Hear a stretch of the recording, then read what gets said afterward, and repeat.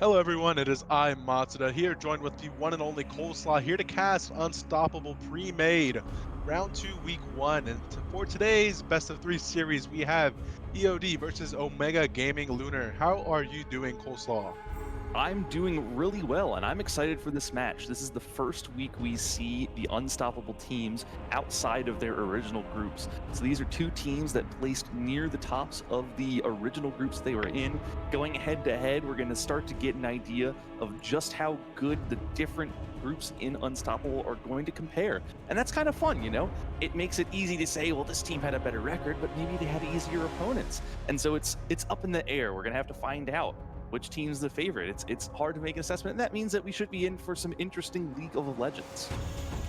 Yeah, definitely. As we are going straight into picks and bans here on EOD, we see the Echo and Evelyn band coming in through, and OGL. I'm gonna go ahead and ban out the Tristana and Kale. My assumption is that these are most likely just targets towards everyone's champion pool rather than, meta bans in general. Yeah, we're at the elo where comfort on champions trumps just general strength. When you see that Myopia is a Kale one trick with 73 games and a 62% win rate, and no other champion with more than 10 games in rank, you say, maybe we shouldn't give that guy Kale, and that's a pretty good decision. Tristana actually a ban for the mid lane, so it's good scouting here from both of these teams. Vladimir also a target ban for Gosha, who's a Vladimir one trick. It's not what you see at the LCS level, but it makes sense when you consider that these are what these players are going to be most effective on. Yeah, interesting Xerath, man. Haven't seen that around. I think Riot kind of just bumped him down to the support role, which kind of sucks. I was a big fan of Xerath prior to his small rework when the original W rooted you to the ground. And in exchange, you had an elongation to the range of your other abilities. It was so cool. But, whatever. Things happen at Riot, right? And the first pick, Caitlyn, coming in from EOD. Yep, and that's actually something that we see in the meta. This is the kind of thing you've gotten used to in pro play, probably, is seeing the Caitlyn first pick. She is one of the most powerful AD carries in the game. Also a pickup for the EOD AD carry. Now, his name is Rip Buttholes. We're going to say Rip, just so if anyone's curious. It's going to be Rip the rest of the way. It's answered with a pretty standard bot lane.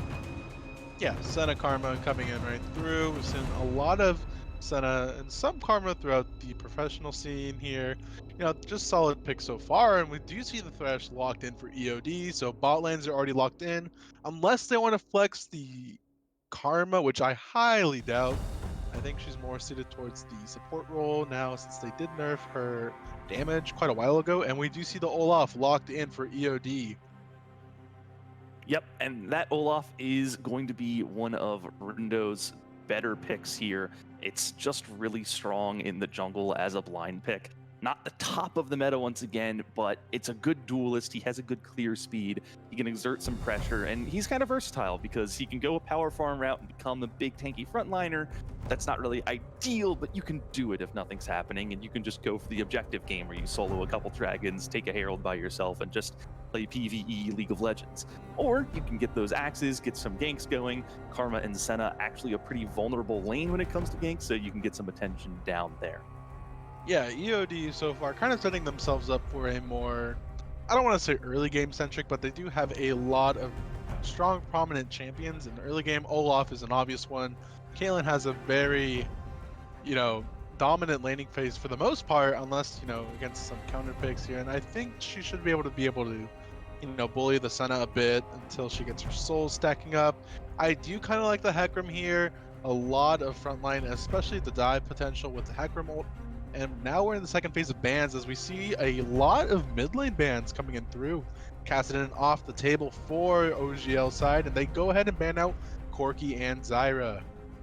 Yep, and this looks like an aggressive pinch here from OGL. This is a good way to target someone who doesn't have a fantastic champion pool.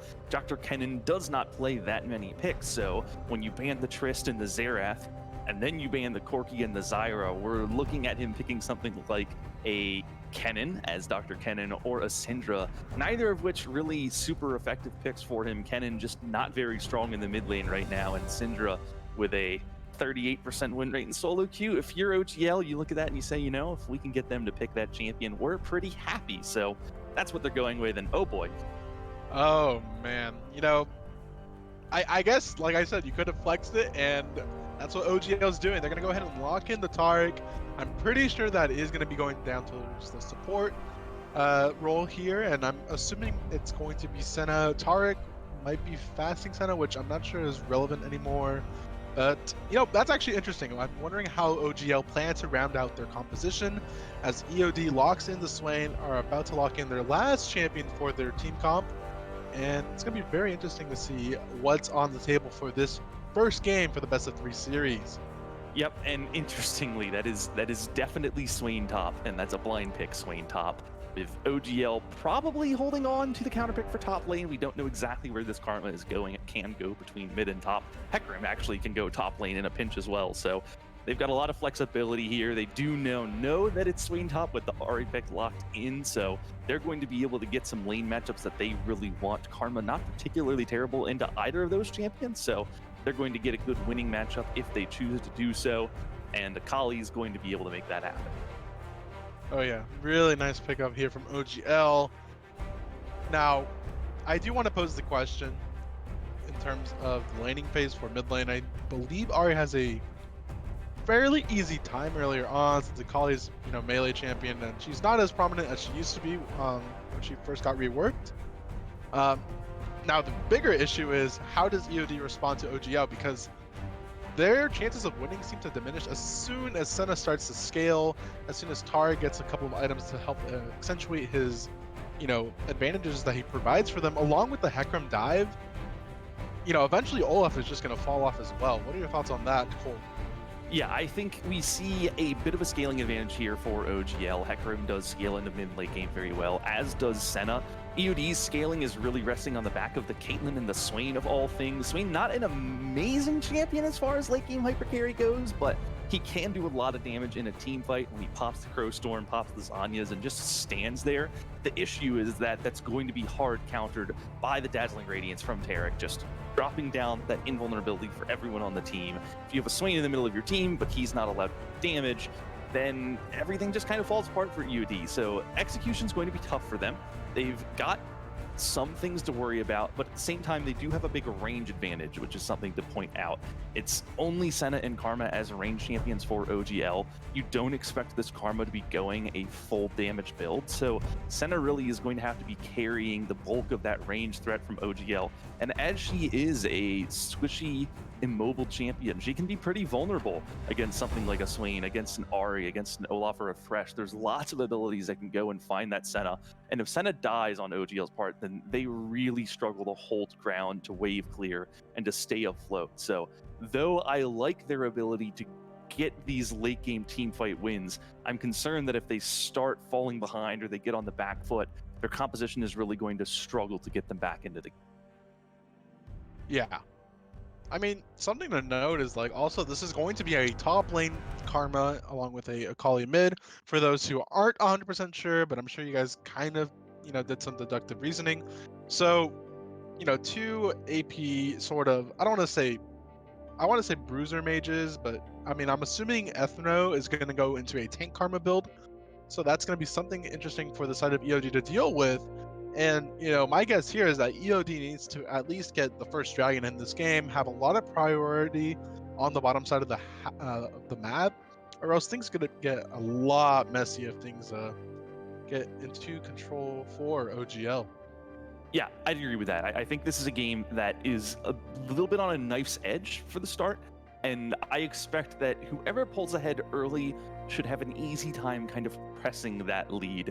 Tank Karma is not one of those excellent picks all of the time. It can be a little feast or famine, because if the Karma gets behind and she doesn't really get tanky enough, then she has this issue where she's not doing damage, she doesn't have the AP necessary to give huge shields, and she's not tanky either, so she's just not really doing a whole lot. And you've basically converted your top laner into a support champion that doesn't provide a lot of versatility or utility.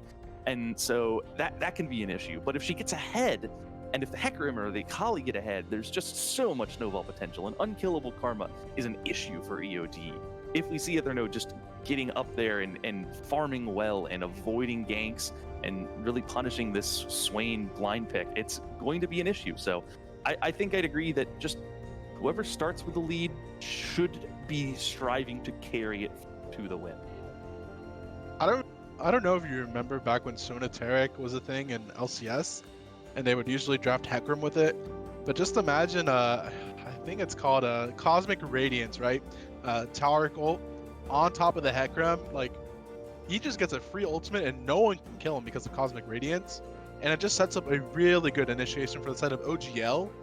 And that stacked with a Senna ult, like Hecarim is just not going to take damage for the first initial engage of the team fight.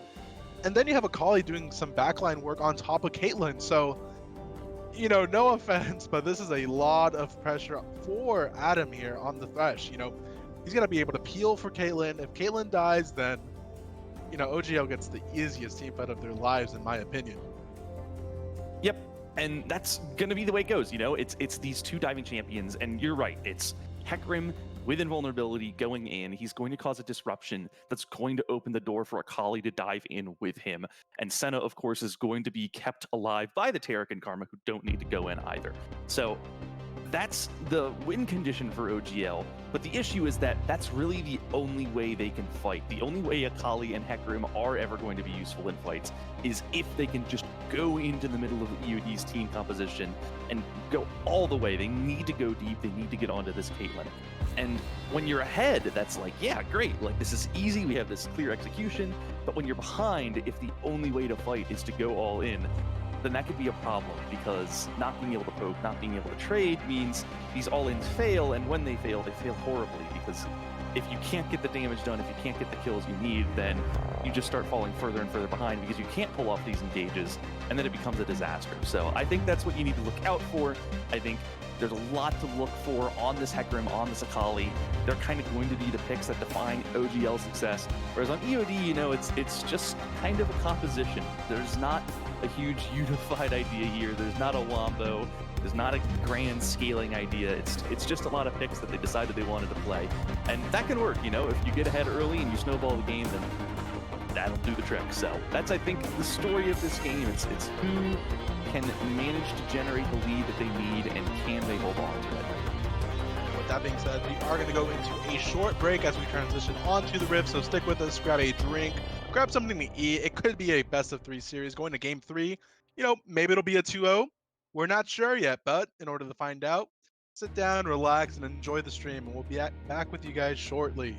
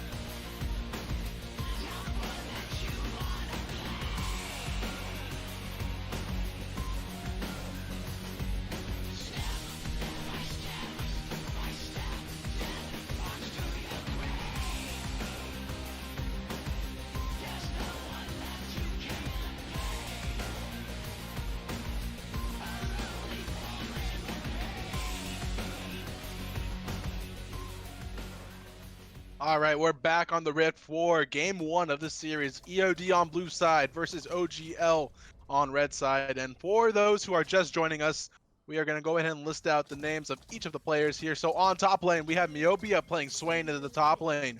Rendo Kobayashi playing Olaf in the jungle. Dr. Kennen playing Ari in the mid lane.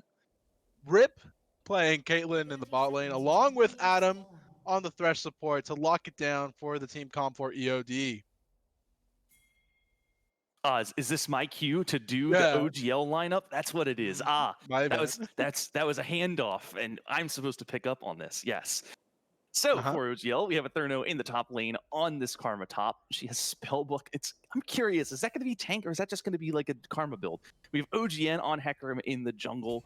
We have Gosha on Akali in the mid lane. Rapid Fire on the Senna. A little ironic as Senna fires quite slowly, and Gesture of Time as support on this Taric. Yeah, so far nothing too cheesy. We did see Hecarim drop a ward, in this push right here near mid lane. Not sure if it's gonna do much. Maybe just in case he gets invaded by Olaf, which can occur. Olaf just loves to do those cheeky invades. But so far, both junglers gonna be doing a mirrored start, both starting on their blue buffs. So obviously, this kind of implies not Hecarim, Olaf would be pathing towards the bot lane, maybe looking for a level 3 or 2 gank here.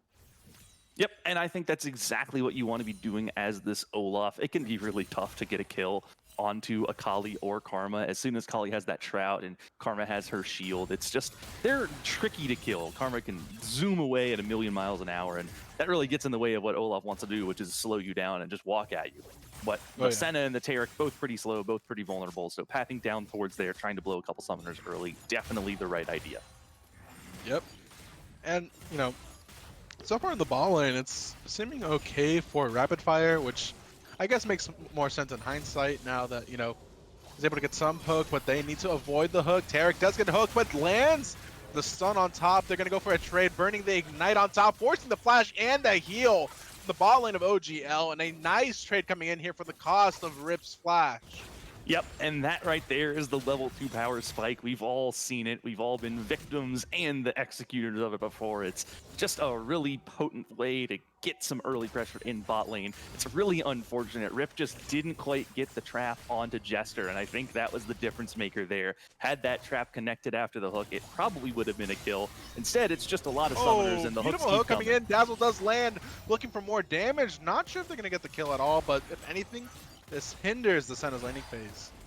Yeah, 2 good trades like that back to back, especially when the heal is already burned, is going to mean that this bot lane is dangerous for OGL. They are at risk of getting put very far behind here, especially when, as we said, OGN path towards the top lane. So there's no jungle help coming anytime soon, and the Olaf is down there as well. So they're just going to have to play safe and respectfully. If they step on a trap, they eat a little too much damage, and they're going to have to recall and miss out on some farm and XP. So 2 good trades. We'll see if EOD can convert that into a meaningful lead with the gold score or with some experience if they can keep exerting pressure.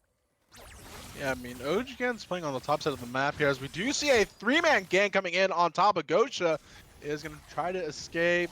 Might need to... Oh, does have the smoke stream, but gets hooked by Adam. A beautiful hook is able to save the gank from failing. And that's going to be first blood going straight over to Window. Beautiful job coming out from EOD squad. Yeah, it's unfortunate. I think they decided that they wanted to get the kill onto the Ari. She is the best champion to try and get that first blood gold onto. Unfortunately, with Dr. Kennen on the other side of the wall and Gosha still having flash available, Rindo just says, you know what?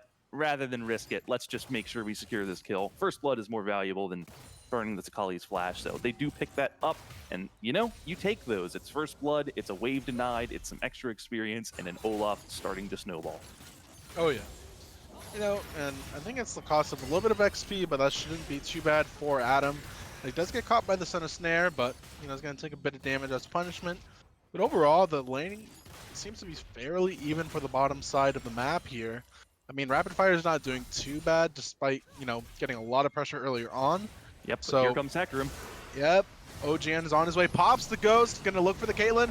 Maybe trying to interrupt the Lantern, not gonna be able to do that at all, but the Snare lands! Nicely done. I don't think they're gonna get the damage off in time.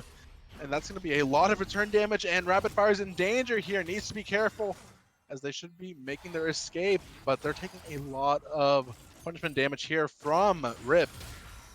Yeah, and that's just a slightly too eager gank. They don't get any summoners, and I think OGL actually loses more health than EOD does, just because they ended up underneath the turret, tanking it up a little too much. Rapid fire, stepped on a trap just inside turret range, and nearly paid with his life for it. So well played by EOD to counter the gank. An excellent lantern from Adam, and just a little too much commitment from OGL. But at least they get to stay. Senna does have that sustain. She can slowly heal up with the piercing darkness, so that's going to make sure that they don't have to pay too sorely for that mistake. Yeah, I mean, you do have Taric heal. She is a bit low on mana to even use her Q for that heal, but so far, as long as they're avoiding the hooks here, they should be in good hands. And looking over on the top side of the map, Ethno getting a lot of momentum. Was struggling earlier on, if we saw earlier. It should be backing out with a bit of a CS lead, so things seem to be going on track for the tank Karma. Yep, and that's kind of what you want to see if you're OGL, is making sure that this Swain doesn't get ahead. That could be scary. And so, we do know now that this Karma, I mean, not sure if it's a tank. It's not a Spirit Visage. It's going to be an Athene's. It's a bit more supportive. We might be expecting to see just an Ardent Sensor and a Redemption coming in next. You can get to all those support items very quickly with the solo laner's income. So I would expect that with the Athenes, that's probably where we're going. But these items are going to make sure that Karma can stay afloat versus a Swain, get some AP for wave clear, get a little bit of MR to avoid dying to his damage, and having that lane going well is really big for OGL, and Etherno being able to keep going is just going to be a huge success for them. And, mid lane's fairly even as well, which is surprising considering, Akali's playing into this. Does get the Shuriken on top. Not sure if they're going to go for the trade here, but, things are starting to slow down despite Dragon being up here, as we do see Ethno engaging on top of the Swain. Myopia needs to be somewhat careful here, and we do see the bottom side of the map positioning around the first Drake, which is going to be Mountain. Yep, and at some point this Drake does need to go down. EOD has priority in top lane, in mid lane, in bot lane right this moment, and that does make it a perfect time for Rendo to decide, all right, I'm going to go start this Dragon. The issue, OGN in top lane. Ooh, yep, OGN's here, puts the 10 up, and going to force the Swain ultimate out, but that's not going to do anything to help his case. Myopia going down from OGN. And a nice return kill, trying to even up the gold here, which is a bit struggling. Dazzle does land on top of the Thresh, forcing the flash from Senna, though, as Olaf secures the Dragon, is passing towards bot lane, maybe looking for a dive. Caitlyn gets snared, needs to be careful from the Senna damage, pops a lot of damage, the heal going through, and Rapid Fire drops from Adam's Ignite, and now they're looking towards Jester, gets the kill on Thresh, misses the Dazzle, and is forced to hide under his turret, but Olaf's on his way, taking a lot of damage, might be trading the kills here, and wasting the flash here. A nice, pretty even trade here coming out for the side of OGL. Yep, and now we see something dirty as Myopia walking into lane where Hecarim still is. Oh, gets the flash, goes straight under turret. I mean, nice pressure from OGN, right? Burns the flash, and, that's kind of the tax right there, right? Yeah, I'm not sure that's worth it. I think Swain Flash probably a little less valuable than getting a jump start on counter jungling and taking the Herald. It's only a summoner spell, whereas Herald can just be so much more valuable. That's a lot of time wasted for OGN. And I honestly, I don't think that was worth it at all. I think yeah, he really Adam's needed... going to run into OGN as well. Does land a hook. This man has not missed a single hook, I think. And nicely done, Dr. Kennen. Going to be able to pick up the kill. First kill of the game for the mid laner on the side of EOD. Yeah, and that's just an overstay from OGN. You needed to get that kill top lane, go take the Herald and recall. Instead, we see the sit in a bush and do nothing for 30 seconds while waiting for Myopia to walk back to lane. They get a flash, but then he has to pay for his life because he just tries to take the Gromp, but it's way too late to do that. And that means that EOD going to keep exerting pressure. I didn't get to talk about the kills in the bot lane. It was a little unfortunate that Rindo had to waste flash, but still, it's kills onto these more carry-oriented champions, and if you can trade a kill onto Olaf for a kill onto Taric, you take that every time if you're EOD. So I think overall that play works out for them just a little bit. I mean, EOD's ahead in goal, which is what we said in before the game started, that's what they needed to happen, especially with this Caitlyn, who doesn't have a kill in yet, but, she does have some items under her belt. Adam missing the hook horribly, but does pop the box, trapping in Jester while Caitlyn's trying to 1v1 the Senna. Not looking too good as they focus Jester. Meanwhile, mid lane, a lot of damage on top of Gosha. Lands a charm on top. Nicely done from Kennen and should be able to get the solo kill. But here comes OGN, able to trying to save the day. Should get the return kill. Red buff is ticking, might be able to get it. OGN gets the kill. Meanwhile, bot lane, things are looking kind of messy, but Rindo saves the day. Patches the bandage and is able to save the 2v2 in favor for EOD. As you do see Myopia popping the Swain ultimate, is looking to maybe pop it on top of Ethno, walking away. Meanwhile, getting drained, lands the snare, nicely done. And Never Move should cause this Karma to get a lot of damage out, but unfortunately, Myopia only sitting on a Catalyst. I don't think that's going to provide enough damage for him there, but nice trade out, forcing the recall from Karma. Should be able to get some plates, I think. Yep, and importantly is while that fight's happening top lane, it means Karma just can't come down to help out this bottom lane. And that means that they don't have to worry about that on the tail end of this play. They push with the Herald to get the turret, though it looks like this might be a bit of an overstay until the Lantern. Wow. Yeah, beautiful Lantern coming out from Adam. Playing very well as we do see Gosha running down. Doesn't even have ultimate actually, but still gonna go for the fight here as Kaylin is trapped between rapid fire and should be going down there eventually as Gosha gets the shutdown on top of Olaf. Nice, this is a 3-for-0 in favor of OGL. Huge turnaround. EOD kind of dropping the ball there.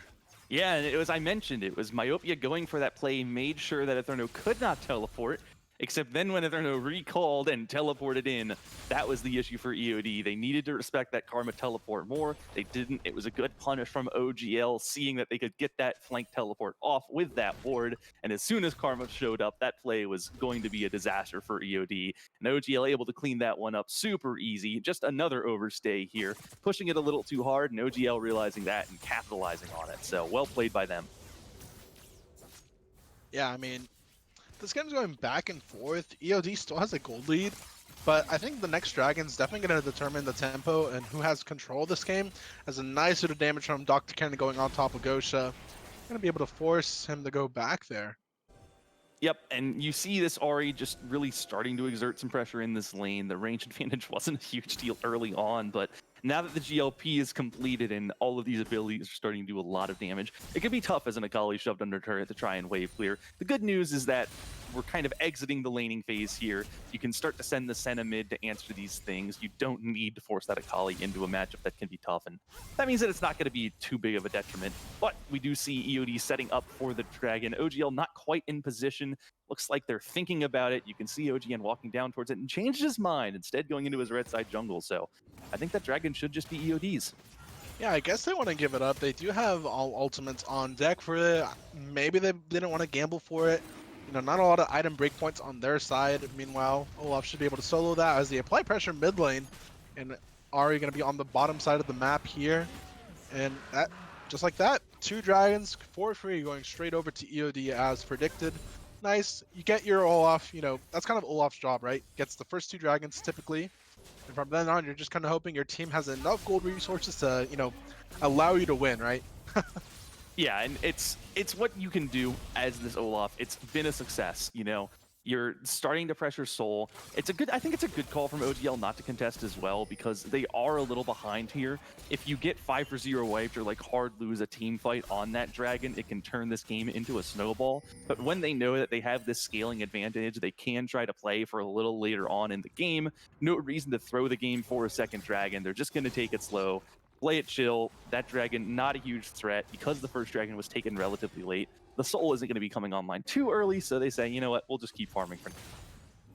Yeah, I mean, nothing too bad for the side of OGL. They still have a shot. Ooh. Hook not going to land, but I don't think they wanted to get that hook anyways, They're still under turret. They don't have much to dive with other than the Olaf, but it wasn't nearby, so... as long as they're applying pressure, I would kind of hope that they break this middle turret soon. It opens up a lot of opportunity for the Olaf to starve this Hecarim in his own jungle. That's kind of the goal here. And, without that mid turret still being up, doesn't allow them to have that, privilege. As you do see OGN hovering near his wolves, maybe looking for more. But I think for the most part, everyone just kind of wants a farm right now. Yeah, and this is kind of the issue for EOD is that they want to be pushing a lead, they want to be extending it, growing it as much as they can, but with no objectives available, Herald is down, they've already taken Dragon. There's just not a lot to do, and they're not going to force a dive, so they just have to sit back and let OGL play towards this farm condition, you know? They're just going to keep going. The Karma's getting stronger, the Athene's is complete, the Hecarim has the Triforce, the Kali has the Gunblade, so big item breakpoints coming in for OGL. They're starting to reach a point where they can fight back despite the gold deficit. And EOD is going to need to find a way to push their lead harder pretty soon, or else they're going to be in danger. Yeah, interesting. As you do see, Rindo does have the Cinder Hulk item completed for jungle, but he is building a Black Cleaver. What are your thoughts on that, Cole? Black Cleaver is an option. If you have a lot of physical damage and you need to shred it, it can do that. I don't love it on Olaf especially because he has true damage on his E. So Yeah. you're building armor pen and armor shred for a champion that doesn't benefit from it nearly as much, but it can still be a good team buy if you're saying we want to shred this armor so that Rip can do some more damage. I want the CDR and the health. I want the AD. It's not a gold inefficient item, and the passive isn't going to go totally to waste, so though not an ideal Beautiful pickup, charm. Might be getting the pick. A huge Acromal, buying some time for the Cosmic Radiance to save Taric. Nicely done. They both trade ultimates there. Ari ultimate down, the box down, along with Cosmic Radiance with the Hecarim ult. So, you know, only ultimates traded, no lives down. Caitlyn ult not going to quite get the kill yet, but they should be able to get mid-turret here. Yep. And Olaf got in a horrible position, forced to flash and take the Lantern as Akali dives into the back line, looking for Caitlyn, looking for someone to get the kills. The TP comes in from Ethiopia, a huge flank, but the side of EOD is dropping like flies as they collapse on top of the Ahri. Caitlyn's in a horrible position, trapped by 3 members of OGL. The snare going through, and Senna gets another kill for themselves as Myopia tries to get the kill, gets rapid fire, now looking towards the Taric, but takes the Lantern away. Nice hook from Adam, able to get some damage on top. Oh, Gosha solo gets the Karma, is looking for the Akali. W might be able up, not back up enough along the way, but that fight went back and forth to the side of EOD and OGL. Yeah, and it was OGL engaging before Myopia could get into the fight, and that was the big thing for them. Because the Swain wasn't there, they were able to run over the fight, get some kills easy. It was not all that risky. And then, of course, once the Swain showed up, he's staring down a bunch of champions with half health and no ultimate, so it's a field day for him. Unfortunately, because he is so immobile and slow, he's not able to completely clean up the fight, but Myopia does get a couple kills, just, you know, to make sure it's not a total disaster for EOD. They do end up getting the mid turret. They do trade 2 for 3, down 1 kill overall. Not a disaster for them, despite how bad that fight started. Yeah, they still maintain the gold lead, as you said. You know, and yeah, for that being a reason, you know, so far things aren't so bad for EOD. The fight was kind of like trading blows, but with that being said, we haven't put on pause. Not sure how long it's going to be. At this point, you know, we're just gonna go ahead and cut to break. You know, shouldn't be too long. Yeah, we must respect the competitive integrity for both teams here, so we will be cutting towards break. It won't be for too long, hopefully. I hope you guys understand that and stick with us as we hope to resolve the issue soon, Yep. and we'll be back shortly. It's just a computer restart, so we'll be back in just a couple minutes.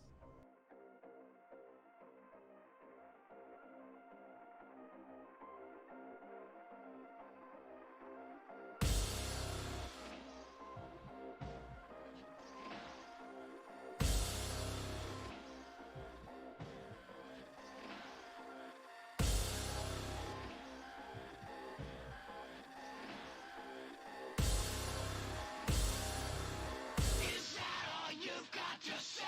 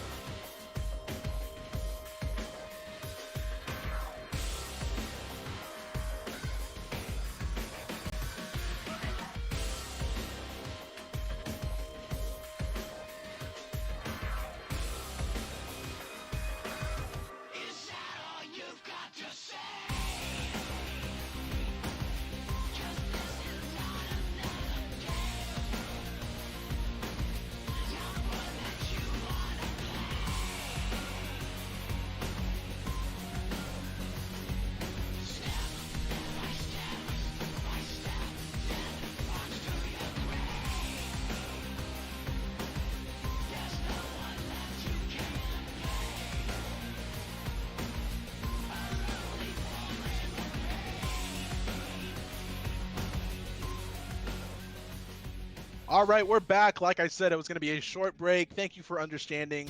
For the sake of competitive integrity, back into the game, neck and neck between EOD and OGL. What is going on with your through your mind, Cole? Just that, I mean, we're kind of in this mid-game state where Baron's not on the table. You've got another dragon spawning soon. If EOD gets it, it puts them on soul point. He seems to have to be thinking about objectives.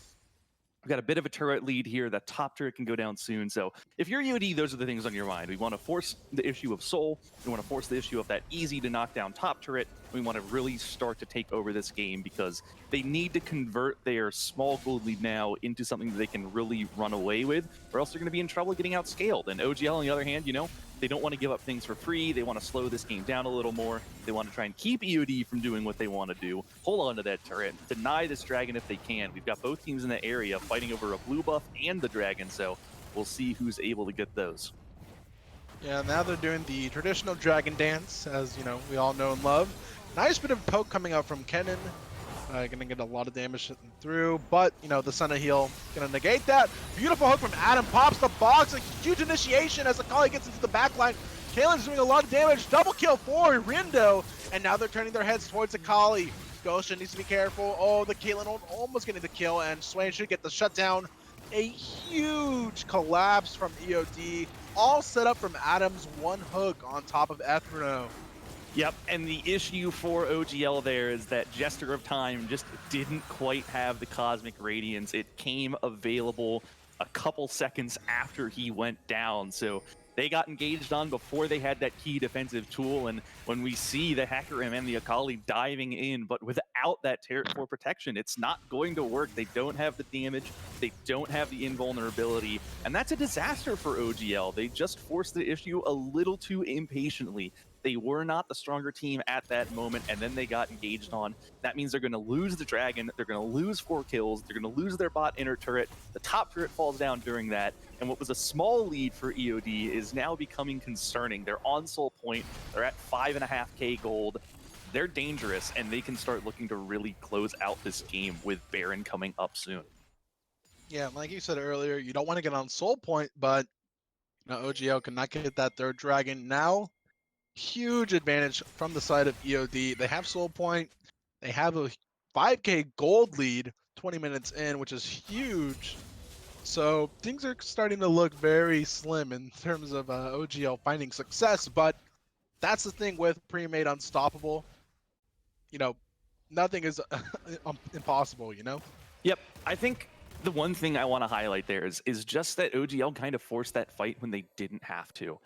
Soul point isn't soul. It's bad, right? Because it means that you're forced to respect the dragon for the rest of the game.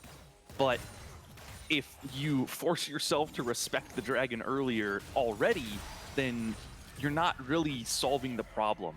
When you don't have that Taric ultimate, you don't need to take that fight. You should say, you know what? We don't have our key engage and team fight tool available. This is not the ideal fight. We should probably try and just wait. And instead, they don't do that, and it means that not only do they give up the dragon and end up on soul point anyway, but they give up a lot of gold and pressure in the process. Yeah, and looking at builds so far, specifically top lane, you know, Myopia has that Leandries, you know, has that Rhoda almost fully stacked, and then you look at Karma, you know, has Ardent, which, you know, is okay, right? But I don't think Senna, you know, puts as much good use of it compared to other bot lane carries, you know. Doesn't have the fastest attack speed, you know. It's okay, right? I would say it's downright bad. Yeah. You know, I think I'll say it for you. you know, I was trying to be nice, you know, but I think, you know, maybe a Spirit Vestige would have been a lot better here. You know, maybe some armor, a Randuin's into the Caitlyn crit. You know, anything really. I think Ardent kind of tunnels Ethno into being this, you know, huge like carry or support for the Senna. When Senna is doing okay, right? She's just stacking the Manamune. Don't think she really needs the Ardent sensor buff anytime soon. Yeah, and I think the issue isn't that you're being supportive. I think the issue is that you're being supportive in the wrong way. Yeah. It's not that a support build Karma top is a bad thing. It's actually kind of what OGL's team composition needs. It's that instead of Ardent Sensor, that should be a Redemption, that should be a Mikhail's, or if you wanted to get some more damage and wave clear just to be an extra threat, you could just build a Ludens, because with more AP comes a bigger shield and a more effective support. So I think that item in particular is a mistake. If you want to go support, there are other items available, and I don't think being supportive is wrong. It's just you need to make sure you're picking effective items when you're doing. And then, you know, so far, still going to be farming up until Baron spawns. Baron is actually up, my bad. But for the most part, I don't think EOD is looking to really force it. I guess they just want better waves. You know, their waves are looking okay, not terrible. Yeah, Maybe it's just hard to take a Baron this early. You do have a Caitlyn. She is on 2 items, so it's not like they do it unbearably slowly. But a 22, 23-minute Baron is early. It is going to be hard to kill. It is going to take a while. It is going to chunk your health bars. And really, you kind of need to win a fight before you try and go for it, unless you have like the ideal champions for melting it down as quickly as possible. And not that Caitlyn doesn't have DPS, it's just not her absolute strength relative to something like an Aphelios with 20 stacked up chakrams who can just do insane damage, or a Kaisa, or something like that that just gets this big max health damage. Caitlyn just doing raw crit output. And that means that they do need to respect the Baron a little more. Of course, you can start setting up vision, you can start denying it. They're doing the right thing here. They're denying jungle camps as well as they can by Hopia snacking the blue buff from Dr. Cannon. But yeah. And I think they're just going to go ahead and play for Soul. Kind of want to force the hands of OGL. Says, okay, this is the fight we want because you need to have a response for this, right? You either give us Soul and the inevitable happens, or you fight and you try to make sure we don't get Soul, right? So fight's going to be coming up soon. Nice hook coming out from Adam. They don't quite want to come in. Yeah, they burn the Cosmic Radiance, but in goes Hecarim on top of the Olaf. Not the Caitlyn, and meanwhile, Miyobi is trying to build some distance for his team as Rindo kills down the Hecarim, and now the Kali dives back in. He's going to get taken out from the Caitlyn. A beautiful team fight coming out from EOD as Senna is trying to fight her way out, but a double kill goes out for the Myopia top laner, and now they're looking for Soul. Yep, and it's just a good fight from EOD. OGL tried what they could. They got the engage in, the Hecarim and the Akali dove in as hard as they could. They had the Terracolt on top of them, but unfortunately, they're just a little too far behind. It's a catch-22. You go in and you lose the fight, or you don't go in, you lose Soul. They try it. It was a noble attempt, but they weren't able to pull it off. They didn't get the damage they needed. They couldn't get on top of the Caitlyn, and the Swain didn't go down in the front line. So with all of that going EOD's way, that means they do pick up the Infernal Soul. They're going to focus on the Drag or the Baron next, but OGN is here, and this Baron's not going down too fast, so they're going to have to back off. They don't want to take too much damage, especially. So they're going to go ahead and back out. Did burn the cleanse from Ethnos, but that doesn't really matter. She has sealed spellbook, so you know, nothing much is happening at this moment on. They're going to get their reset that they probably needed for a while now, and going to see what Rip is going to build here. Yeah, this is unfortunate as well, is something OGL could hypothetically do here as well. EOD, they all recalled right next to the Baron, and that leaves Baron vulnerable. The issue OGL has the Senna, and they just can't melt the Baron down fast enough. With a different AD carry and the whole team there, you can make a coordinated call to go for the Baron, but they're not able to do so with their team composition. And unfortunately, EOD gets away with that group recall when everyone's right on Baron. Yeah, I guess that's bound to happen. And you know, Caitlyn gonna opt for the Zeal, which I think is really huge for her. Does have, you know, their third Zeal item coming up, or second Zeal item. My apologies. So. Really good position for Rip, despite only having 1 kill. Still does a ton of damage to the backline of OGL, right? Yeah, and it's just every headshot is going to do a ton. Especially with this Infernal Soul, you're amplified up your AD, and if you just poke them once, then it's going to come with just that extra little zip that the Infernal Soul gives you. And that makes Caitlyn a menace. She does have the most range in the game. She is a long-range threat, but we've got to fight for this Baron here. Yeah, slow coming out, but the Kali from the backline gets ripped! And now this fight looks possible for OGL. They're trying to commit, trying to buy some time. Cannon drops as well. 2 of the main carries are down here. A 3-0 in favor of OGL. This is quite what they needed. The snare lands. The flash from Neo not going to be enough. Pops the Swain ultimate as Cosmic Radiance goes out. Trying to buy some time. The Lantern going through, but the shutdown coming in for the Hecarim. Still able to pick up the kill, and now it's just Adam, and Adam gets decimated. They thought you cannot break an Adam, but we just saw it get ripped apart from the side of OGL. Yep, and it's just like that fight we saw in mid lane earlier, where it's the 5v4 from OGL. The Hecarim and the Akali go in, but this time the difference maker is that there is no Swain forcing the Senna, the Taric, and the Karma back. And so when they're able to follow up on that engage immediately, the fight goes so much worse for EOD. It goes so much better for OGL. They're able to get all of the kills up front. And this time, the Swain teleport in delayed does not clean up the kills in time. So that's going to be a Baron for OGL. They get the clean 5-0 ace and a Baron, and they turn this game right back around. And if you're EOD now, you're thinking, uh-oh. Yeah, so this is the issue that, is kind of in the hands of EOD now, is that Cosmic Radiance on top of the Hecarim, who has the Triforce completed, does a lot of damage when he dives in with the Onslaught of Shadows. Backed up by Rapid Fire on the Senna, makes it so easy for them to engage, and this puts a lot of pressure on Adam, requiring that he needs to peel for Rip. If Rip gets caught in any of those fights, they automatically lose. We just saw that happen. And interesting This position. looks like a dead Karma. Yeah, and that's going to be the flash burned down as well. So, we take those, right? Yeah, I mean, kill's a kill. It's going to stall out the Baron pressure. I don't think OGL were looking to do much with this Baron anyway. I think it's more of a denial Baron where you take it and you say, all right, like having this Baron means EOD doesn't, so we can keep wave clearing and stall out a little longer. A death really makes sure that that's all they're going to do with it. They still haven't been able to knock down a single turret this game, and if they keep going down with picks like that, that's going to keep being the case. So unfortunate, but not the end of the world. We now see EOD starting to sit in this bottom side river. It looks like they're turning their attention to the Elder Dragon. Yeah, Elder Dragon should be the next pickup here for the side of EOD. I want to say it possibly could be checkmate if they get it, but I don't want to jump the gun. What are your thoughts on that, Cole? Yeah, I mean, Elder Dragon is scary, right? It's one of those buffs that's just visceral. You see and you're like, wow, that's scary. Like I get down to 1/5 HP and I just die. It's not unbeatable, and I think just going off of the fight that we saw at Baron, if you repeated that fight with EOD having an Elder Dragon, nothing changes. I think everyone stays alive for OGL. They just get the clean engage, they get the kills up front.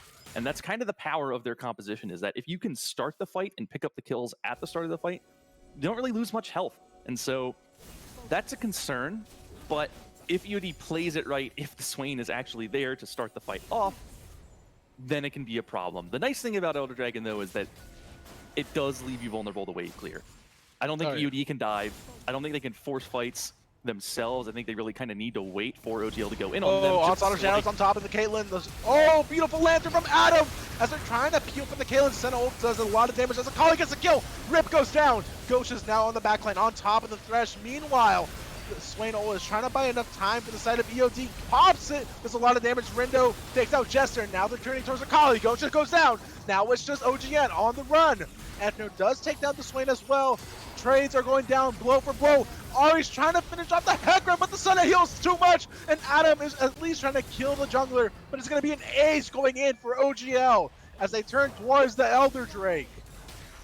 Yeah, and it's just another fight win for OGL. They get to engage again. They do the exact same thing. It's just OGN and Gocha flying in onto Rip every single fight, and there's just not enough heal. Even with the fantastic Lantern from Adam, even with Rip burning flash and heal to get himself to safety, that only gets him out of the Hecarim, and then when Gocha follows up and goes into the assassination as well, it is a kill again. And with Caitlyn down, the sustained damage just isn't there for EOD, and that makes the fight basically an automatic win for OGL. They're able to pick up the Elder Dragon. They've now gotten a Baron and an Elder Dragon back-to-back. The gold lead has shrunk back down to 1K, and with their composition being so much better at this point in the game, I think they are looking to start pushing, start picking up all the static gold on the map, and try and turn this game around.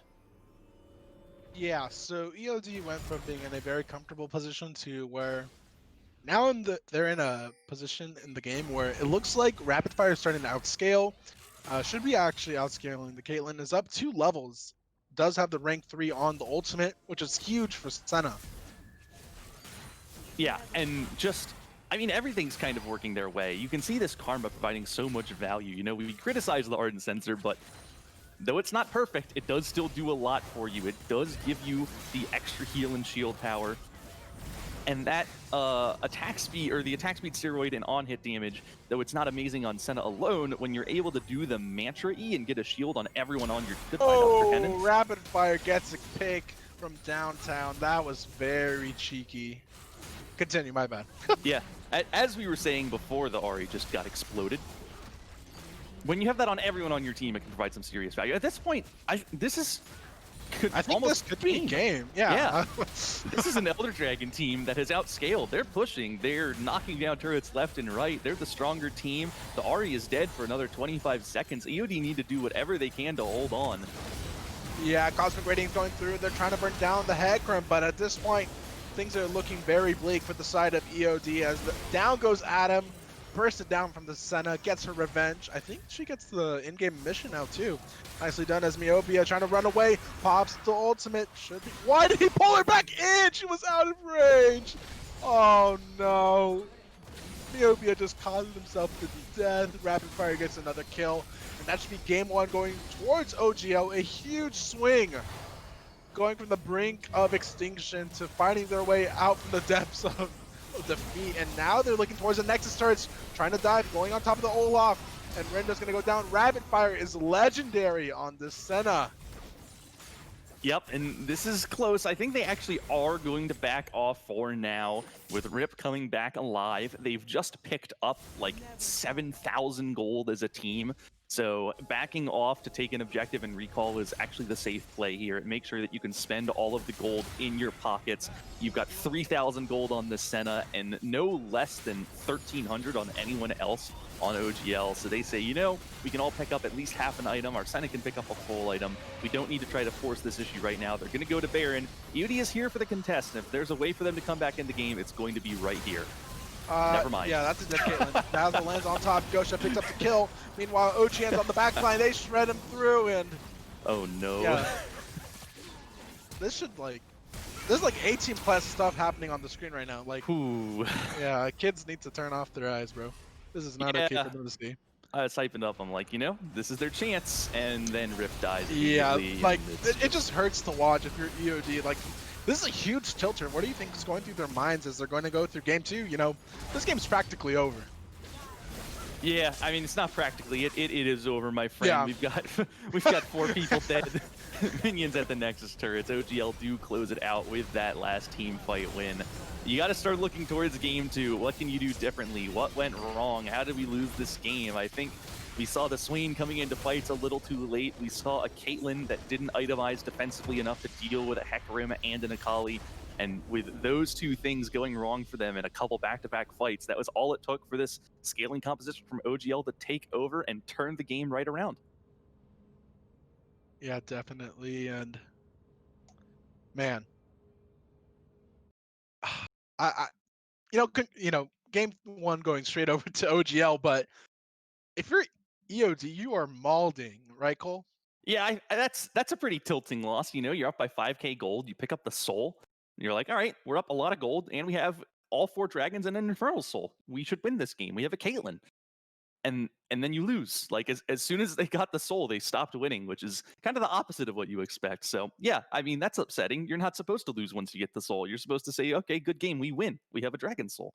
So lot to think about, lot to adjust. Hopefully they can bounce back in game 2, or maybe hopefully for OGL, they can just close out this series and assert themselves early on as a favorite to advance into the actual playoffs here. Yeah, and I just got, news from a buddy of mine. It makes so much sense why OGL have the clutch factor. They're coached by the one and only, I don't know if you heard of him, Kovecki, aka Cole, another Cole in the world of amateur scene. And this makes so much sense. This guy's brain is so big. So, EOD got to really pull the ace in the hole if they want to come back in game 2. So, hoping to see whether or not they can maybe push it for game 3. But as you said, OGL looked pretty strong. They played to their win condition of late game. They were getting tossed around. Caitlyn got Soul, Infernal Soul, which is never good, like you said. But man, any Well, closing thoughts before we cut to break, Cole? I think there are some easy fixes to what we saw from EOD's side, and I think easy fixes for OGL as well. If they don't contest that third dragon, that game is a lot easier for them because we saw what their composition could do a little later if they just waited, and they showed it off. So I think if we see them play a little more patiently, they have the chance to absolutely steamroll game 2. If EOD can fix the issues of not fighting with their whole team, then maybe they can try and snowball a little harder next time. But with that said, we're going to go to a quick break while we wait for everyone to get into lobby for game 2. We'll be back in just a few moments.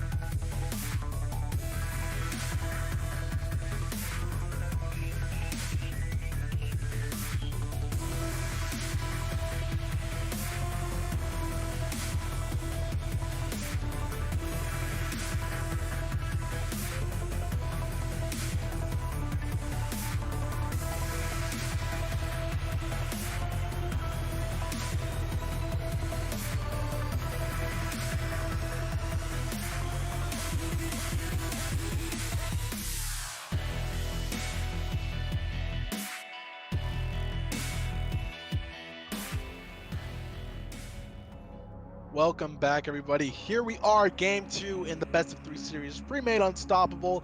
OGL takes the first game versus EOD, and now we're going to see whether or not they can take the win on blue side. What are your thoughts going into this game 2, Cole? A lot of thoughts. I think I'm going to focus on the draft because that's what we're in the middle of right now. Gameplay is a whole different issue. It's hard to fix gameplay in the middle of a series. You're not just going to become a better player, but you can change the way you draft, and I think that that's something that EOD in particular is going to want to look to do. Last game, their draft was really kind of, what's the word I want to look for? Erratic? Erratic. There was lots of different things going on that didn't really want to sync up much. They had kind of this early game win condition with an early game Caitlyn lane. They had an Ari who spikes in the mid game. They had an Olaf who falls off as the game goes on, and they just had this random Swain thrown in top lane. Like, that's when Myopia plays, but if you're going to be drafting the Swain, you'd like to see a different jungler and a different mid laner that kind of play better along with it. Instead, you know, it didn't really provide a ton of value in these early fights that they've lost. It wasn't strong enough to overcome the scaling disadvantage that EOD was at.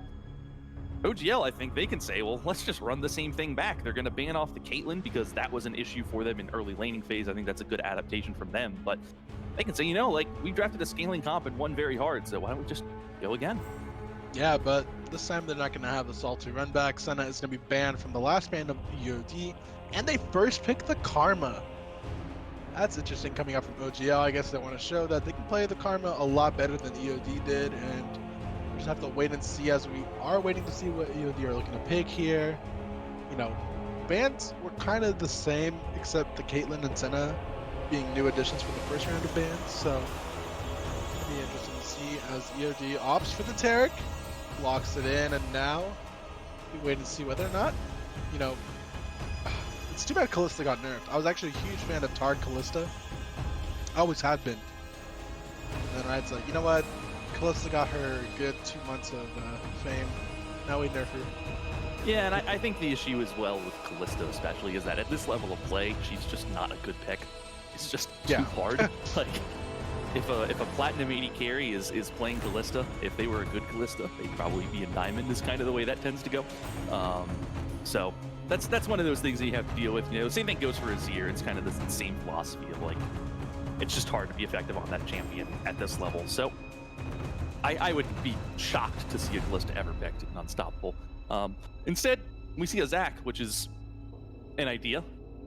That's the way I'll put Zac's fine. I think Zac sets up, you know, very easy ganks. You know, there's some complexity with playing Zac, but overall I think it's a solid pickup here if they can get a better draft that the Zac can complement. And speaking of enchanters, we do see Lulu coming in as well, so this kind of implies that the Karma's going top. I guess OGL really want to try out this Karma top lane and Lulu support, I'm assuming? With the Kog'Maw. Oh, okay, so we have a Juggernaut comp coming in from OGL.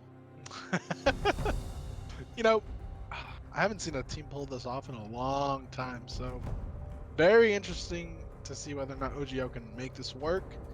You know, I think, what else are they missing if they want to go for this Juggernaut comp? I mean, you've kind of already got it in the form of Lulu and another support that can slap a shield on the Kog'Maw. It's pretty good already. I mean, you need a little bit of mixed damage, you need maybe a front line, but that's really easy to do when you're still looking at picking your jungler, and the Karma can go mid. And, I mean, Lulu, the Karma and Lulu, that's the annoying thing about these champions, is that they're not meta everywhere, but they can capably go anywhere. Lulu could just go mid lane. Like, that was a pick. It used to be Lulu top. Dyrus was on Lulu duty for all of Season 4, and though it's not meta, it's a viable way to play if you're just trying to force composition. You know, she won't totally die in every lane imaginable. So I think that's the issue for EODs. They don't know where these picks are going, and OGL can kind of do whatever they want.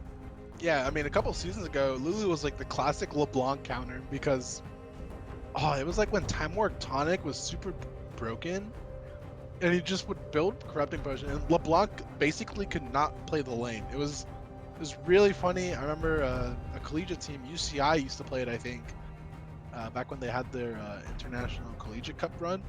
I'm pretty sure, at least if it wasn't UCI, it was one of the other international colleges that were playing in it. But yeah, I mean, this Lulu could be flexed, but I'm suspecting it's just going to go down in the bot lane with the Kog'Maw.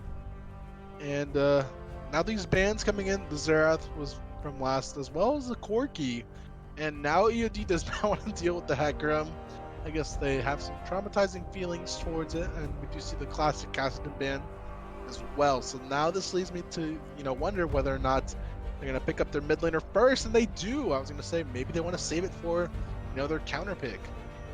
Yeah, I think the issue for EOD there is that when you're out of champions to pick and your mid laner has been 3-banned, you're just running low on options, and if it's not Ahri, it's going to be the uncomfortable Syndra. And so I think they figure it's probably pretty obvious that Ahri is going to be their lock-in. It wasn't really the issue last game either. I actually kind of liked how it played. I think it was doing work in fights, so not really a thing that needed changing. So I think it's reasonable, and then you can be more flexible with the top lane pick because you really don't want to lock in this one again. I'm not sure how I feel about the Kayn pickup. If they're going to go Kayn, they need a very strong top laner. I don't know. I'm on the edge about this Kayn pick. What about you, Cole?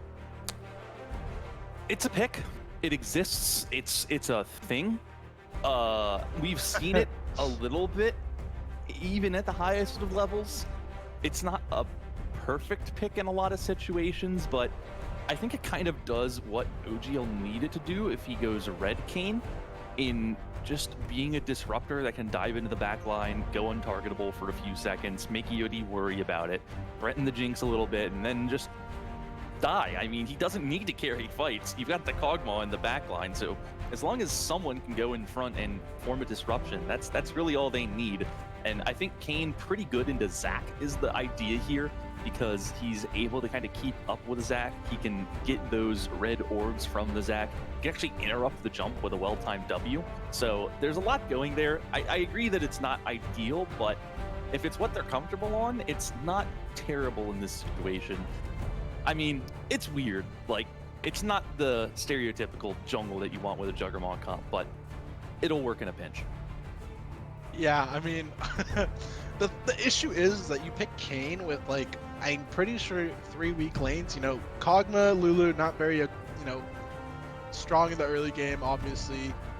Vladimir could be a really good lane, especially if it's going top lane into the Gangplank. But even then, it's not like Gangplank has this huge, like, pressure on top of Vladimir. So, who knows? We'll let the jungler of OGL decide and let him prove us wrong. We'll see what OGN has on the table for us, as we are gonna be seeing them round out their comps. EOD has a more standard comp, right? Classic team fight. Jinx gets excited, bing bang bong, Vladimir ult. Meanwhile, OGL, they kind of just have these 2 enchanters for the Kog'Maw, and then you have 2 random semi frontliner champions. Cole. Yeah, I think EOD actually did a good job drafting a composition that has a unified idea. They want to get to the late game. They have Jinx and Vlad. These are 2 different late game hyper carries, and you have the Taric to support them and a Zac that can go in. So if you get Cosmic Gradients down onto Jinx, Vlad, and Zac, and the 3 of them are just able to do their thing, OGL is going to fall to that. There are not enough shields in the world to mitigate the damage of a Jinx that's free firing and a Vladimir that gets on top of everyone. And OGL doesn't have the crowd control necessary to deny that. They really actually have almost none.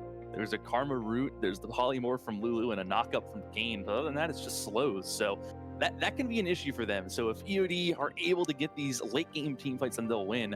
I think the issue is that OGL has a Juggernaut comp, and that could be really, really effective in skirmishes around the Dragon early on when it's not this full-on late game 5v5, around the Herald, just in kind of this early to mid game. You put a shield on the Kog'Maw. If he has just 1 item and a couple shields, he can go to town.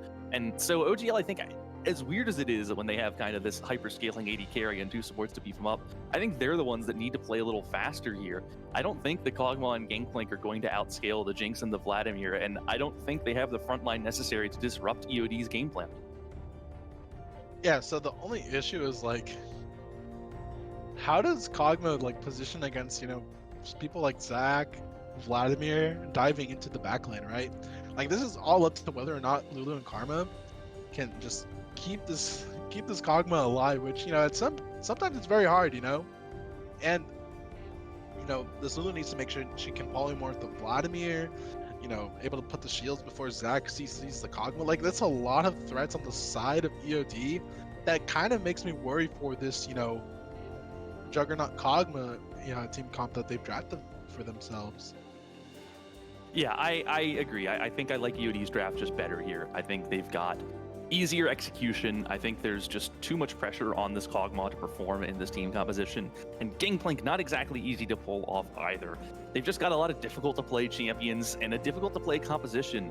And ease of execution is an important factor here. We're in Unstoppable. We're not in like TSM versus Cloud9 at the pro play level. Picking easier champions and an easier game plan matters. The easier your composition is to execute, the better it's going to be. And OGL have picked themselves something that, if they were really, really good players, they could pull it off, but they've got a mountain to climb here. So, yeah, with that being said, I think we should, go toward a break before we transition onto the Rift. Let our audience simmer down on, both these drafts. Let them give the final verdict whether or not both teams are griefing or, both teams are just secret geniuses stuck in unstoppable pre-made. So with that being said, don't leave us. Grab a drink, grab something to eat, and we'll be back with you guys shortly.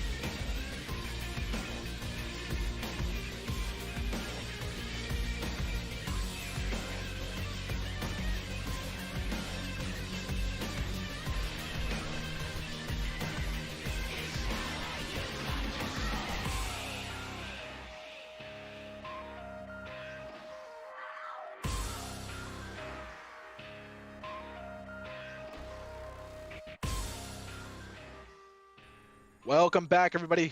Here, back from our short break, back on the Rift for Game 2, EOD versus OGL, as EOD needs to win this game in order to push this series to Game 3, as they are going to go across the Rift with the infamous Kane pick coming out from OGN. How are you feeling about this, Cole? we've got some interesting drafts, my friend, with some interesting compositions, and I'm excited to see how it plays out. there's this thing called the meta, and we just don't care about that here in Premade Unstoppable. It's just not a concern. We're locking in Kane, Gangplank, Juggermaw. We're locking in Jinx, Zac, Tarek. Like, who cares, man? Let's just go for it. These are what these players are comfortable on. These are the picks that they want to play. It's probably still the right idea if this is what you can play better.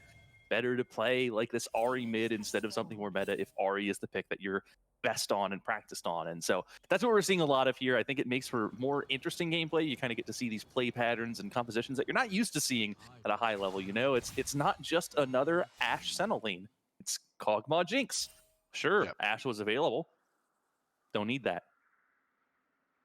Although, you know, I don't know, man. Myopia has that cheese Vladimir skin. Very hard to see the Hemoplague through the river. What skin is this? I don't know. I haven't heard of this. It's Dark Waters Vladimir. It's okay. Okay, and it just blends into the river. The ultimate does, yeah. It slightly does. People kind of meme about it. They're like, oh my god, the competitive advantage, you know. Nothing will ever be as bad as you ever play ARAM with Underworld Twisted Fate back in the day? No, but I understand Underworld Twisted Fate was banned. I don't know if it's still banned, but in competitive play, it was banned because the cards with like the way the animation at the end of the queue goes, it was like so hard to tell where it was actually going. Yeah, and those things, they were the color of the bridge in ARAM, so you throw out the queue as Twisted Fate, and they were invisible. like you had to be like laser focused on Twisted Fate to see his queue. You just take damage and be like, something hit, what hit me? Like you're staring at your character and you can just miss the card flying through you. So invisible skins aside, we've got a pretty standard early game here. Nothing too exciting going on. Yeah, should be rather timid, unless Rindo wants to, you know, go for a spectacular gank. I think Gangplank would be rather easy when I execute on, or maybe Karma. The nice thing about Zac and a Gangplank is that because most of Zac's CC is displacement, oranges don't do anything, so you can just kill him anyway. Yeah, that's true. And he can only orange one of them, and then, you know, buys you a lot of time. And if anything, it puts a lot of pressure for the Vladimir. Despite him having Ignite for the kill pressure, I think, you know, Gank might put, you know, Ethno in a very bad position and allows for Myopia to have more breathing room. He has taken a lot of damage from the GP, you know, Grass GP with Parley. Not a fun combo for the opponent. Yeah, and I don't love this pathing from Rindo. The Zac was towards the top side. The wave was shoving in towards Myopia's turret. And if there was a Zac there, it could have been an easy punish, would have blown a flash at a minimum. Instead, we see Rindo going towards the bot lane after clearing the topside jungle. I'm going to pick up the blue buff instead. Still hasn't gotten a crab, so OGN outpacing this Zac very aggressively in the early game. Yeah, and looking at the opposite jungle, oh, Charm landing on top. Don't think it's going to be enough damage. Meanwhile, the Karma gets a lot of damage in return. Rather favorable trade for Gosha. But, you know, look at the Kayn. Does have Conqueror, which does imply that he's probably going to go Red Kayn, which we kind of thought was the most optimal one, despite, you know, OGL playing Kayn. Yeah, I would have been astonished if this was a blue Kayn. That would have been downright bad. This blue Kayn into Zac Tarek is just asking to lose the game, so glad to see we have the right choice. Yeah. I mean, I wonder how he's going to be able to stack, you know, his orbs fast enough. I think, you know, maybe he wants to gank bottom a lot or just invade Zac, but even then, it's like, it'll be a little bit slower compared to getting blue Kayn completion, but, you know, for now, OGN just needs to focus on farming, looking for gank opportunities, and wow, that is a huge wave for Myopia. Let's see if Gangplank's going to be able to clear that out. If not, you know, buys Vladimir maybe a cheat recall? I don't know. Yeah, and it's again an opportunity where a dive could happen. You have this Aftershock Zac with a wave shoving in. You could try and deny Gangplank this wave with a gank, but the Zac actually on the bottom side of the map trying to get a lane gank off. It's not going to work out, so this big wave just going to slowly walk towards Therno's turret and get picked up. He's actually able to freeze it right in front of his turret. I hope he realizes he is in trouble with that freeze, so he actually recalls and teleports back. Okay. Huh. Not the ideal teleport in my opinion. Would have preferred to walk back the lane with the wave in the state that it is, because here comes OGN for the gank and Myopia is in trouble. Oh no. This is giving off horrible vibes for me. Oh, never mind, he's fine. Cool. Although I will say, TP and, losing a chunk of your health. Yeah, you're Vladimir, but it doesn't feel good. He does have the Phoenix Codex, so does have some CDR, but, you know, GP is, rather comfortable in this lane at the moment. Yeah, and there shouldn't be any rush to get back to that lane because it is frozen at your opponent's turret. Trying Yeah. to hit creeps is just leaving yourself vulnerable to ganks. And I mean, it's almost exemplary how OGN was immediately there to punish that teleport. You see that teleport come in as a jungler, and you're like, really? Okay, well, I'll just go hit this Yeah. up. And that just buys so much pressure for Therno because, I mean, Myopia, he hasn't picked up any farm from the teleport. All it did was cost him a bit of health. So just not an ideal use of that summoner spell. You'd rather save it to go towards a dragon fight or something like that. I think he could have walked back to lane. I'm going to stop harping on this now because it doesn't really matter too much. Going to pick up this big wave at his turret anyway, so that lane going to stay relatively even. There's just that global advantage. Gangplank does have the cannon barrage as well, so we're going to see Therno being able to exert way more pressure towards the bottom side of the map here over the next couple minutes. Yeah, and our good friend Rindo doing his best cosplay of our good old friend Yoda in Exile and Dagobah, aka his own jungle, has not shown his face across the map at all, so maybe, I guess he just wants to wait till level 6 for a gank, which, I don't think is optimal. Meanwhile, we do see OGN looking for the gank. A lot of slow coming out on top. Does ult on top of the Taric, forcing the flash away as Adam having to burn his summoner, but does not lose his life, so not the worst scenario for the side of EOD. Yep, a flash burn for a gank like that where you're clearing out a ward and the enemy jungler shows up on top of you. It's a scary position to be in, only having to burn one flash to get out of it safely. Not a terrible fate, so well played by Adam and Rift to escape that one. Myopia in a little bit of trouble here. Oh. Yeah, this is not going well. Where's the flash away? Oh, no. Oh. Yeah. You could see what they were thinking. The Zac was coming. It's like, all right, let's start the fight, get the engage off, and then the gank will be successful. The issue, Myopia just forces it a little too early, gets a little too low, isn't able to survive the damage from Eterno, and that means that it's just a free kill going over. But now OGN in a little bit of trouble. Yeah, OGN just dies here. This is oh my gosh, Gosha just saved his team from losing that first Drake, but this could be going a little messy. The Kog'Maw on top of the Ahri does not do as much damage yet. Should be able to last hit Adam. Good kill for rapid fire. Kill going over the Kog'Maw is 100% worth it, but if my jungler is doing what OGN just said, I am spamming question mark pings on him.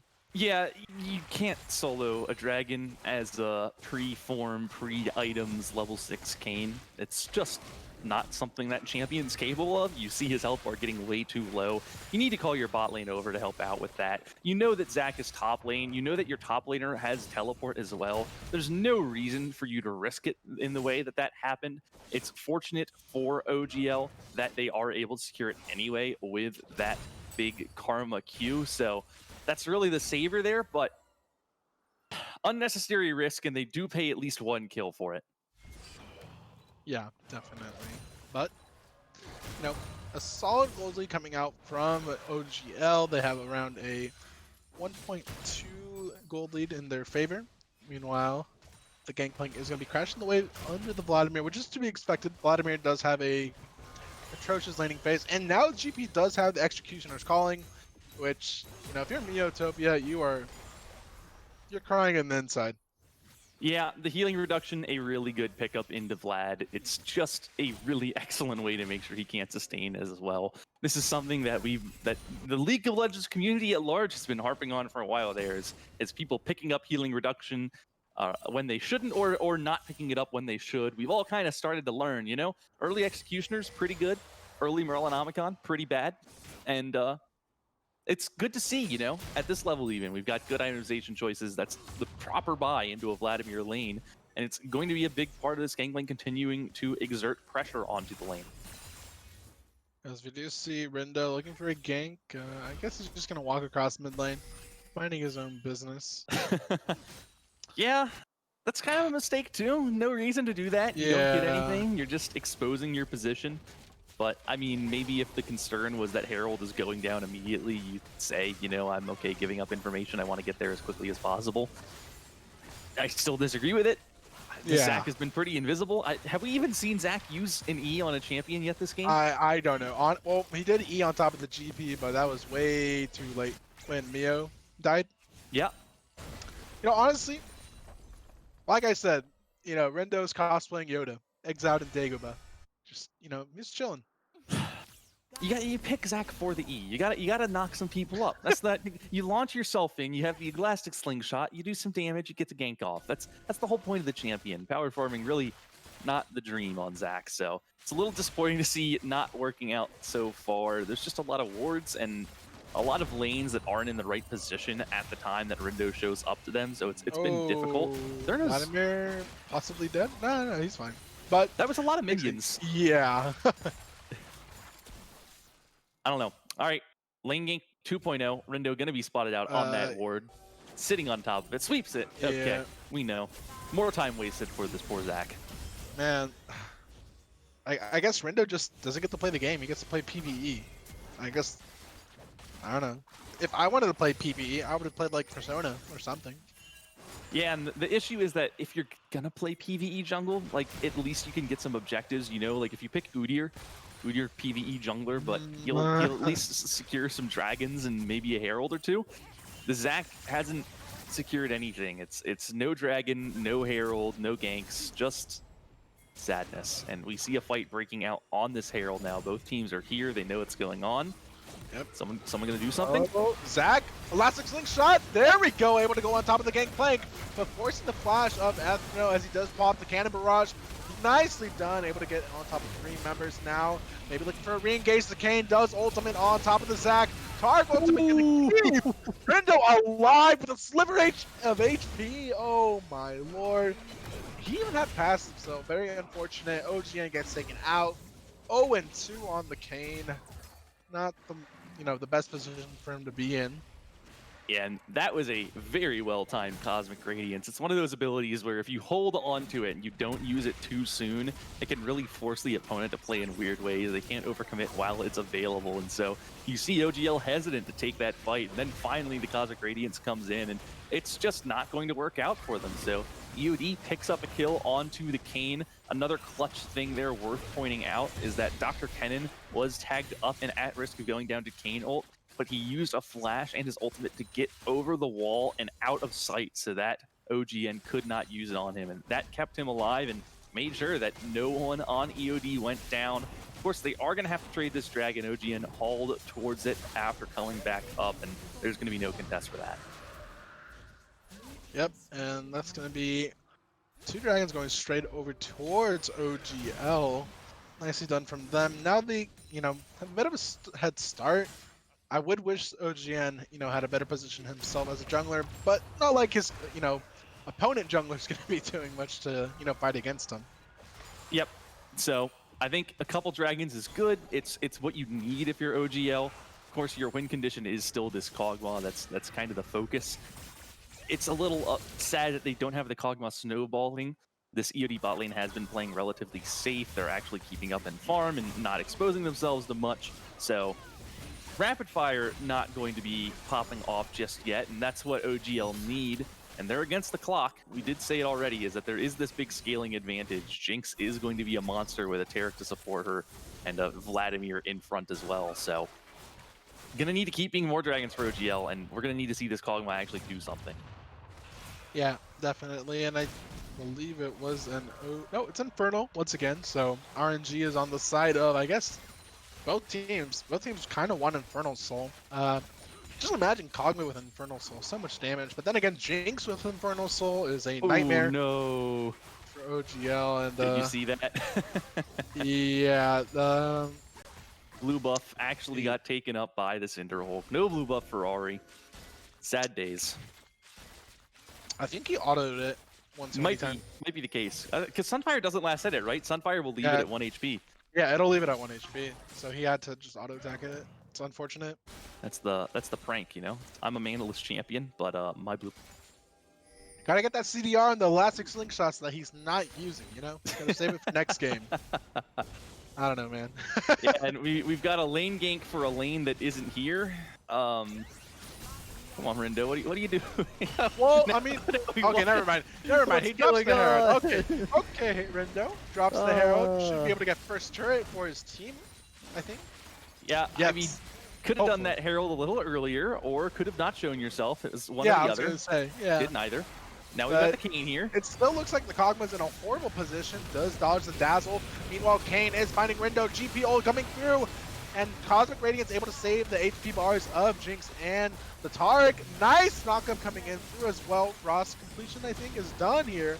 Meanwhile, Ari Charm does land, but Rip gets the kill on OGN. Now they're looking for more. Gets excited, is going amazingly well for the side of EOD. Now they're turning towards him, but a double kill for the Karma. Nicely done as they turn towards Rip. A 1v1, but a triple kill goes straight over to Gosha. Gosha able to save the 3v3 fight that was happening between both teams here. Yeah, and it was a good turnaround from OGL. For a moment there, it looked like they were in trouble. OGN went down to start the fight. Rindo had the passive, so it didn't go down as well. You saw the Jinx getting excited, getting the free firing off, and then the flank from Dr. Kennen came in. And then there just wasn't enough damage. You had the shields from Karma, the wild growth from Lulu came in only after Dr. Kennen committed his ultimates to get into the middle of the OGL backline. And once he was there and suddenly Jester had a whole lot more health, it was a disaster for EOD. And OGL did well holding on to their cooldowns, using them only once they were necessary, baiting EOD into thinking they had the turnaround, and then turning that fight back on them again. So that's a good number of kills for them. They're not able to get much in the way of objectives. I think it's only the bottom turret falling, but still gold in their pockets, some kill participation for this Kog'Maw, and the Karma getting very fed as well, with this time an Ardent Sensor that makes sense.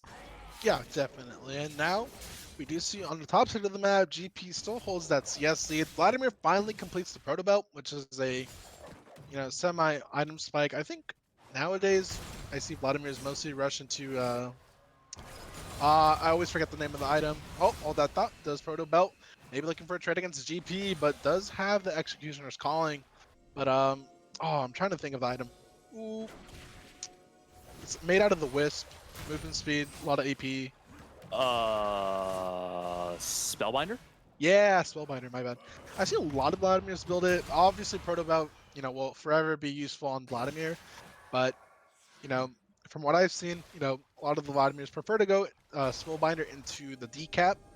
Got to get that AP stats. Don't really care for any of the others. But, meanwhile, we do see OGN hovering around his red side. They could maybe look for a pick here. They don't have it warded there, so it's in their control. They only see Taric and Jinx. Jinx walking in. Uh-oh. Okay, I guess everyone just... Now, okay, they deserved it. They just blew their perfect plan. Rapid Fire gets a kill. Cosmic Radiance able to buy some time, but the Kog'Maw has to deal with the Vladimir. Doesn't quite have enough, but a double kill for Kog. Now he's turning back into the fight. That would be the triple kill, but Ethno picks up the kill. Now they're turning towards Ari. OGN picks up the kill as well. And now that should be Infernal Drake going over, and it's going to be Soul Point again. This time for OGL at 19 minutes. I'm a little baffled by that one. At first I was on board, like, okay, play the most easiest play in the book, bush strat, right? You have the Zac, you have everything set up, and then they just drop it. It's like, the Taric walks out of the bush, shows that they're there, and then Rip on Jinx says, you know what? I'm just gonna go walk into the enemy jungle. That's your AD carry. You need your AD carry alive. And as soon as OGL see that Jinx way out of position, just walking towards the red buff, not sure what the thought was there, but OGL see the Jinx, they realize, that's a misplay, we'll kill that, and they do. And with that kill, there's no way EOD can win the fight. OGL mop it up, not a contest at all. I'm really unsure what was going through Rip's mind there. I'm sure he had a reason for it. I just can't come up with it. So it's going to cost them a few more kills. It's going to cost them a dragon, and OGL now looking to close out this game. They've got Soul Point, Baron is up. Kog'Maw will melt it with 2 items and a couple supports, so they're in a great position. Yeah. Someone in chat made I don't know if you play Valorant, Joe. You play Valorant at all? I played Valorant, and I see that comment, entry fragging. Entry fragger, AD carry. Not in this game. Maybe in Valorant, Jinx would definitely be an entry fragger, but no. Jinx is not going to is not supposed to entry frag in this game. Who's the guy with the ultimate that like once he dies he goes back to where he set up the kind of anchor point? Oh, Phoenix? Yeah. Yeah. If Jinx was Phoenix, that would have been an excellent play. Oh yeah. Maybe. Who knows? As we do see the Gosha burning and forcing Dr. Kennon's Spirit Rush. Nice, I guess. You trade ultimate for a HP bar. Nothing too bad there. But I think Spirit Rush is on a relatively low cooldown. Yeah, it's unlikely to matter here too much, you know. We've got the waves being shoved. This is now just a pressure game for OGL. The Gangplank is winning the side lane push. He has the Cannon Barrage to help out where he isn't. The Kog'Maw is just going to be a monster. He got a ton of kills in that fight. He's really starting to scale. Kosha flashes in. Oh, Kosha going straight on top. Wants the solo kill and is going to get it. Solo kills Dr. Cannon, and the Doctor is gonna have to go get himself a checkup. And look at Rip go down. Oh, Rip! Oh, right click him. Oh, Rip! Oh my gosh! Yeah. Wow, that was a good play from yeah, Rapid Fire. The flash was aggressive and really successful. That was cool. I mean, that's what happens when you have Lulu. Yeah. Yep. It's just press W, go in, and say, you know what? There's nothing you can do to stop me. I run fast. I do all the damage in the world. You cannot out DPS me. And it's a good aggressive play from Rapid Fire. And now OGL just running around the map trying to pick up kills. Yep. I mean, TP is coming in from Dr. Cannon. What? Wait, gets his charm on top of Kog'Maw, but it's not even going to matter. No one's available to put the damage out on Kog. Vladimir does end up finishing him off.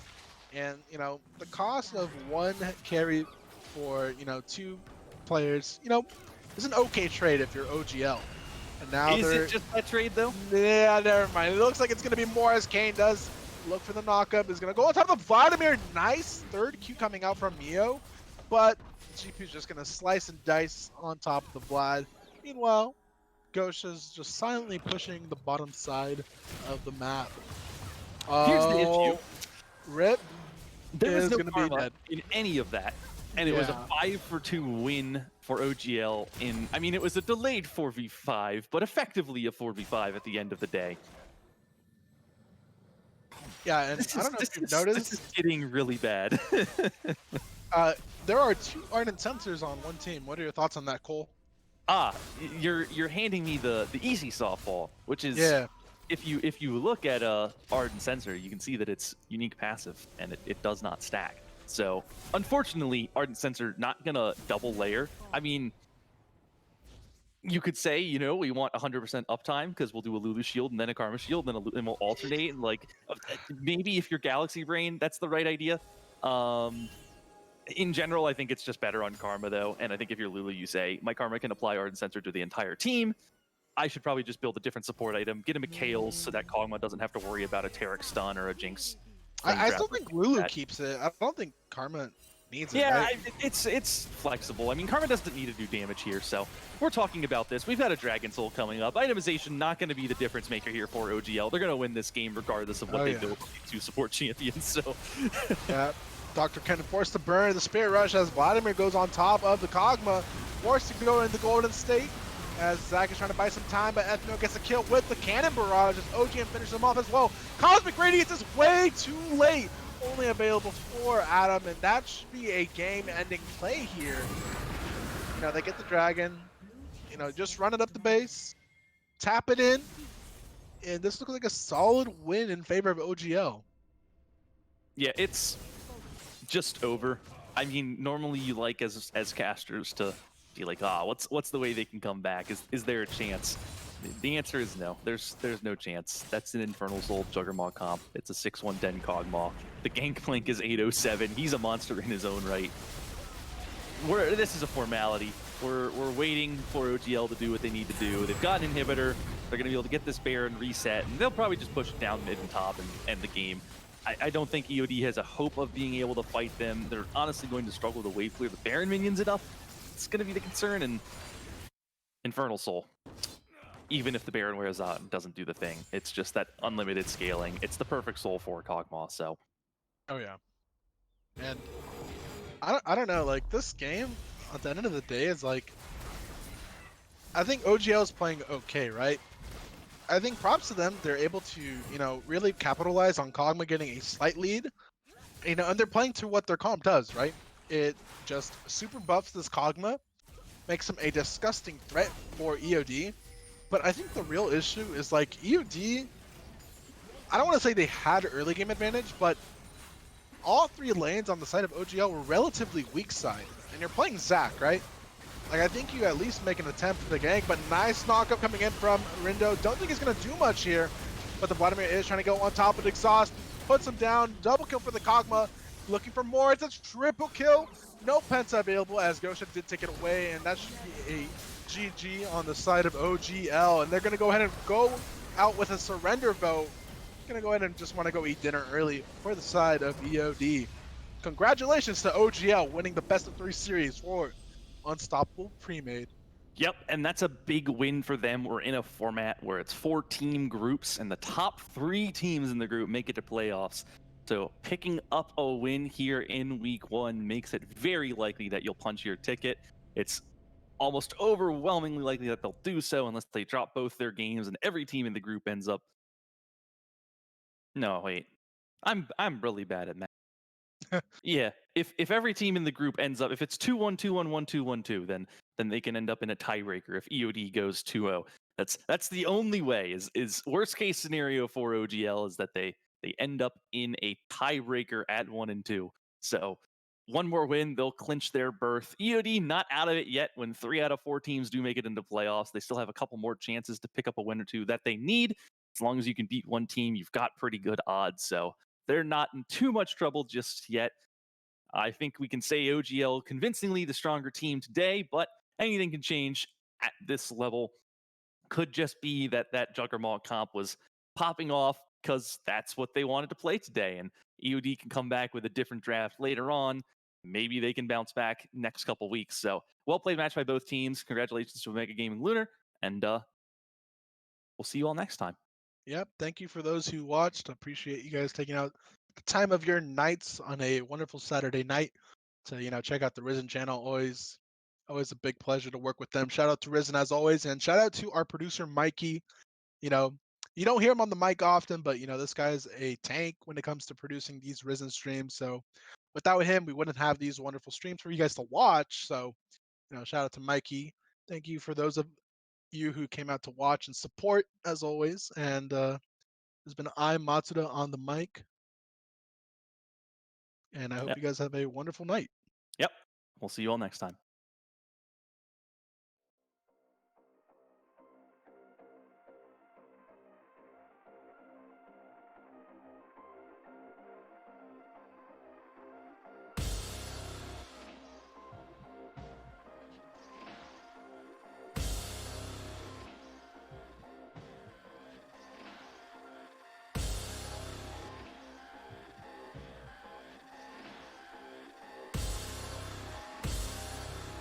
Is that all you've got to say?